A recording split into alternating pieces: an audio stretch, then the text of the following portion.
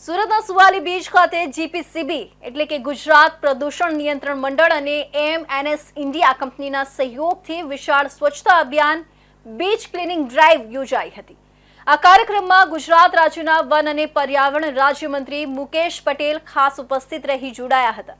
રાજ્યમંત્રીએ પોતે સાફ સફાઈ કરીને બીચ ક્લીનિંગ ડ્રાઈવની શરૂઆત કરી હતી અને જનસામાન્યને સ્વચ્છતાની ચેતના આપવા હેતુથી મહત્વપૂર્ણ સંદેશ આપ્યો હતો। તેમણે જણાવ્યું હતું કે દરેક નાગરિકે વર્ષમાં ઓછામાં ઓછા 100 કલાક દેશની સ્વચ્છતા સેવા માટે અર્પિત કરવા જોઈએ। સ્વચ્છતા એ માત્ર અભિયાન નથી પણ જીવનશૈલી બનવી જોઈએ।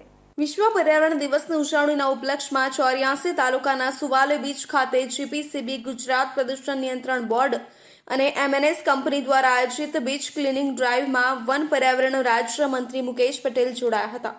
સુવાલી દરિયા કિનારે એમએનએસ અને જીપીસીબીના અધિકારી કર્મચારી સ્વયંસેવકો તેમજ સ્થાનિક ગ્રામજનોએ સાથે મળીને બીચ પરનો કચરો પ્લાસ્ટિક વેસ્ટ એકત્ર કરી નિકાલ કર્યો હતો। આ પ્રસંગે વન અને પર્યાવરણ મંત્રી મુકેશ પટેલે જણાવ્યું હતું કે હજારોની સંખ્યામાં સહેલાણીઓ સુવાલી બીચની મુલાકાત લે છે ત્યારે આવા રમણીય સ્થળે લોકોમાં સ્વચ્છતા માટે જાગૃતિ ફેલાવવાનું કામ કરવું અતિ આવશ્યક છે।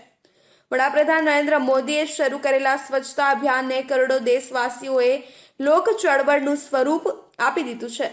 દરેક નાગરિકે વર્ષમાં ઓછામાં ઓછા 100 કલાક સ્વચ્છતાની સેવા માટે અર્પિત કરવા જોઈએ એમ ભારપૂર્વક જણાવી તેમણે ઉમેર્યું કે જાહેર સ્થળોએ પ્લાસ્ટિકના ઉપયોગને ઘટાડવા માટે લોકોમાં જાગૃતિ આવે એ જરૂરી બની છે।